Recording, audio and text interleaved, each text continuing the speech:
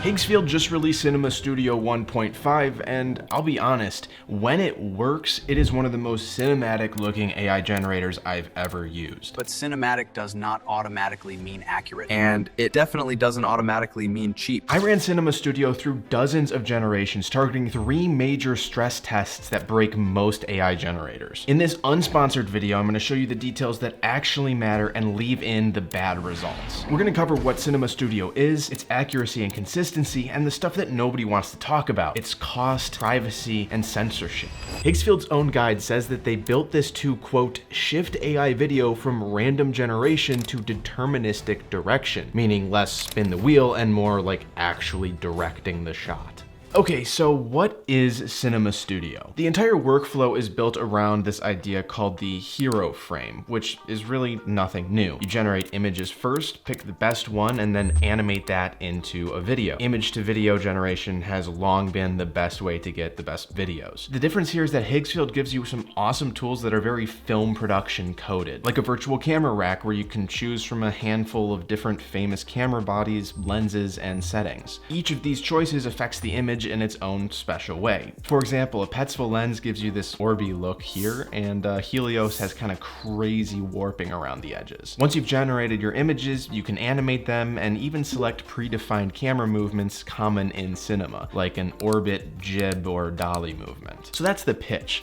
Less like type a prompt and pray, and more build out a shot like a filmmaker does. It certainly feels more natural to me with my film background, but does it actually deliver? Let's talk about the big word that everybody throws around: accuracy. When people ask if an AI generator is accurate, they typically mean 5 things. Prompt adherence: does it actually generate what you asked it to? Identity lock: does the character stay the same throughout the whole video and other generations? Temporal stability: so do details like kind of crawl, warp, or change throughout the video? Physics: does the video feel kind of floaty or unnatural? And continuity: does the lighting and animation style stay the same throughout the entire video? I'm gonna run Cinema Studio through 3 stress tests to find out how accurate it actually is. Test number 1 is close-up dialogue. If an AI can't do convincing close-up shots, it doesn't really matter how good and cinematic it looks in the wide shots. In a close-up, the audience sees absolutely everything. We're talking micro expressions, linking,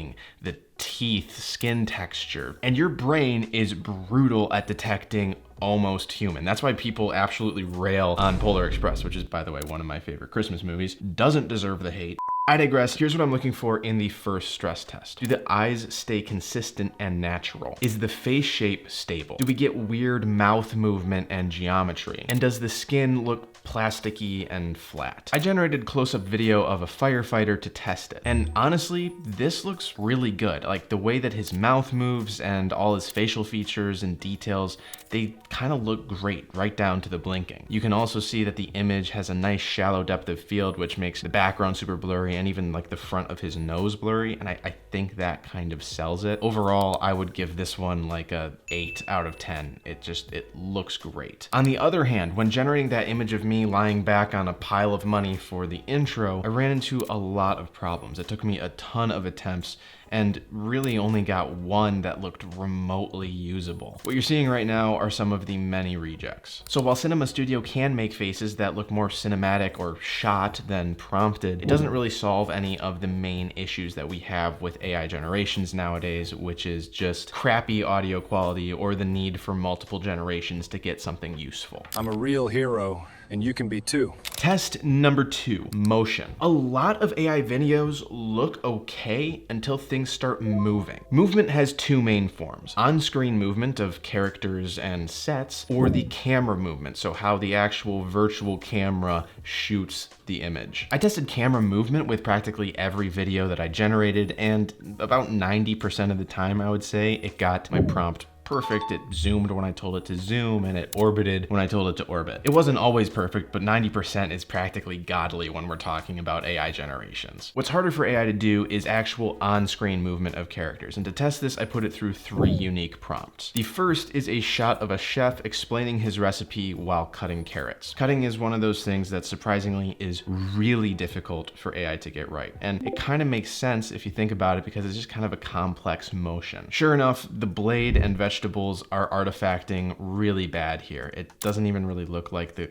knife is cutting anything, and the carrot continually self-heals after every slice. The chef's hands and other movements actually do look pretty good though, so I'd give this one like a 6 or a 7 out of 10 overall. The next test that I wanted to run was a liquid physics test. This is something that's even hard for like CGI to get looking natural. So I generated an image of a barista pouring like a cup of coffee. This one came out really well. The only issue that I have with it is that the coffee cup, it doesn't really seem to be filling up quickly enough to match the amount of coffee that looks like it's being poured into the cup. It's kind of a small detail, and the cup does fill up. You can see that this fill line starts lower and then it kind of gradually reaches the top. It's just oddly slow. Along the same theme, I wanted to test this AI for users who use it for ads or commercial work. And one of the things that's difficult for AI to get right is text. It always seems to mess with text. So I ran a generation of a coffee cup being orbited around with the camera to see if the text would stay intact. And I was actually happy to see that even with the change of camera angle, this one came out looking pretty good through the whole shot. But what about a more complicated shot? Let's look at the shot of me at the beginning of the video again, where I'm looking through the camera and I talk to you guys. See, the first frame, everything looks good. The Airy logo on the camera looks great. But as we've played the video through, you can see that this text kind of morphs and distorts out of shape. Now I tried this multiple different times, and every single time this happened to the Airy logo. So for more complicated things that aren't just kind of orbiting around a product on a table, it's not a reliable AI generator. This isn't a specific dig at Higgsfield directly, because they're just using other AI models to make these videos. It's just AI models in general still haven't progressed to the point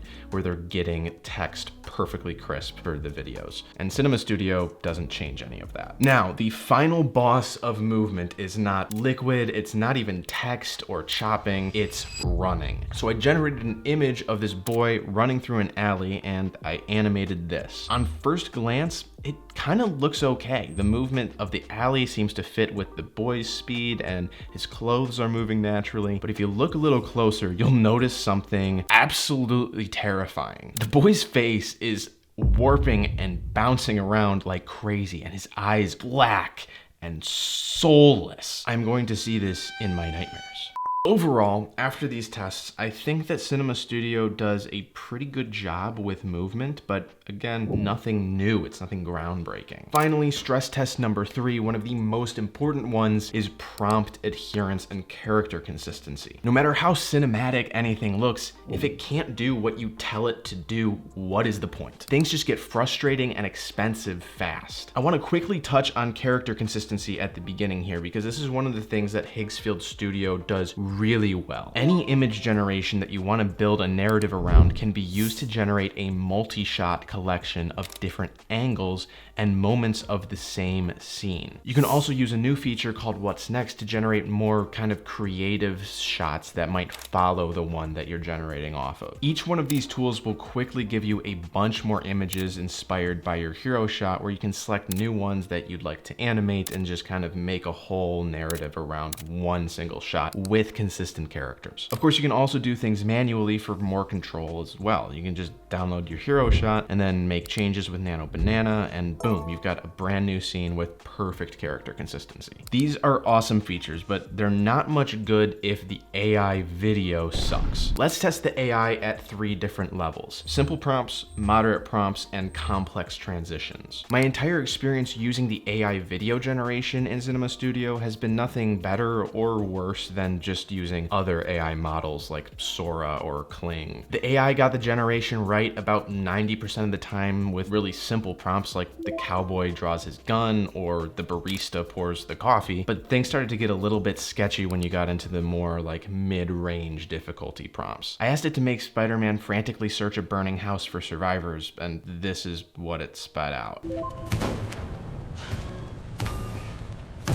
And don't get me started on Spider-Man swinging into the house. Let's do a fresh animation of Batman standing in the rain with this shot. Here's my prompt. Ultra-wide establishing shot of Batman standing on a rainy city street at night. Reflections on wet pavement, headlights passing, light mist, cinematic contrast, slow jib up to reveal the bat signal shining on the clouds. 24 FPS, realistic signage and buildings, no bending lines, no texture shimmer, no horizon wobble. This is actually pretty sweet. It's able to get all of the rain and reflections and camera movement right. But after this, I tried twice to get a more simple shot of just some oranges floating out of a fruit bowl on a countertop, and it was never able to do it. It just always floated the whole bowl, and then things kind of exploded into a bunch of artifacting. I also wanted to get this explorer eaten by a crocodile out of the river, and well, let's try again. Moral of the story is, just like all other video generators, it's just inconsistent in the mid-range of prompt difficulty. Now let's test the high end of difficulty, specifically transitions. I've got these two shots, the first being of a young woman staring up at the sky, and the second being the Earth from space. Now, the transition that I want, the thing that I'm kind of envisioning, is the camera zooms in really far onto the woman's eye, and then that kind of reveals outer space, and like the Earth becomes her iris, and you know, it's nothing super complicated. Here's my prompt. I just did a really simple prompt to start. A smooth push-in transition to the woman's iris, revealing the Earth rotating in outer space. Nope, let's try again. Nope. Nope, let's adjust the prompt. Nope. Nope. Ah, no. I think I've resolved that it's not gonna get this right. Here's my final prompt, just in case you were wondering. A smooth push-in transition, the camera zooms directly into the woman's eye, her eye turns into the Earth rotating in outer space. Do not zoom into the woman's forehead, directly zoom into her right eye. Smooth continuous motion, consistent color palette, cinematic lighting, 24 FPS, no frames, no tearing. Now, I know that it couldn't follow this and this looks pretty bad, but it is effective in some things. I mean, I made that entire cowboy shootout sequence with this tool. It just takes patience and persistence to get good results. Speaking of costs though, Higgsfield Cinema Studio is actually surprisingly relatively cheap to use. A 10-second image to video generation with Studio costs 18 credits, while using Kling for the same generation would cost 20 credits. And if you used VO 3.1, it would cost a whopping 58 credits. Now, what does credits even mean? With the Ultimate plan, which is currently on sale for $30 per month, you get 1,200 credits per month, which means 40 credits equal $1, so each generation on Cinema Studio costs a little bit less than 50 cents. So here's the thing, in the grand scheme of filmmaking, AI generations are really not all that expensive. It can just get kind of moderately expensive if you have to re-roll the dice dozens of times for a single shot. And judging by the amount of generations it took to finish my cowboy shootout scene, I would say on average, plan for most shots to take about 4 to 5 generations each. Okay, before I give you my verdict, let's talk about the details that most people don't, which is censorship and privacy. First, censorship and safety filters. Yes, there are guardrails. That is not unique to Higgsfield. That is the story for every AI tool right now. And I think in general, that's kind of a good thing. That said, Higgsfield seems to be much looser on their restrictions than other sites that I've used. I was able to generate that whole cowboy shootout scene, have an explorer eaten by a crocodile, and even make a prompt for a Viking to execute one of his enemies on a beach without having any issues. So violence, at least the typical like action movie level violence, doesn't seem to be a problem. It also currently has no issues generating the likenesses of real people. I cast Dwight Schrute and Danny DeVito as Superman, and I've seen generations from Higgsfield that use foul language like curse words and stuff. Just remember that it's not completely limitless. Platforms like this have strict rules against harassment or abuse, and if you're going to be pushing the boundaries, they do have the ability to suspend your account or limit your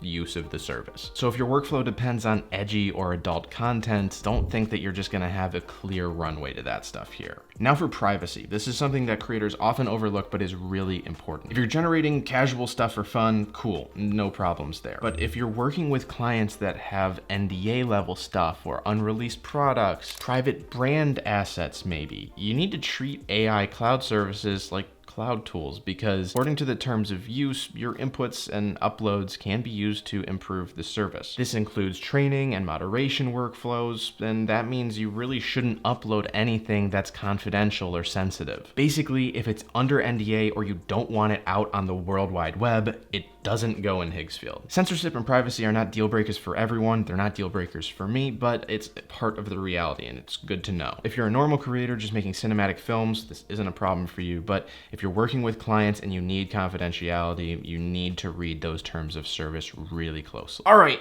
verdict time. Who is Cinema Studio for? Here's what it does really well. It pushes you into like this filmmaking mindset. Instead of just making prompts, you're using tools that filmmakers are used to using in a system that feels familiar. Definitely gives you more control over the result of the image that you're looking for without having crazy complex prompts. So when it hits, it looks really good. It's also very credit efficient compared to other tools that I've used, and it keeps up with the best image models when it comes to the tools like results and the speed. Here's what it doesn't solve though. It's not miraculously the perfect cinematic AI image generator. You're gonna run a bunch of generations and have ones that just don't turn out right. Complex motion is a particular pain point. It really doesn't work well for transitions, and the text fidelity is questionable if you have more complex branded shots that you want to do. So Cinema Studio is for you if you want cinematic shots quickly and you think like a DP, you want more control over the things you're creating, but it's not for you if you want like one and done accuracy. You thought this was maybe the perfect new tool that was flawless, or if you're working with brands and you need confidentiality and perfect logo like recognition and consistency. Overall, Cinema Studio feels like a real step forward in making AI generations feel more like directing and less like prompting, which is awesome. So hats off to Higgsfield for creating something new. And if you're curious what standalone AI model is most powerful right now, you should watch this video up over here. Or if you want to see a full breakdown of Higgsfield as an entire service, which is going to be a long video, subscribe because I'm working on that right now.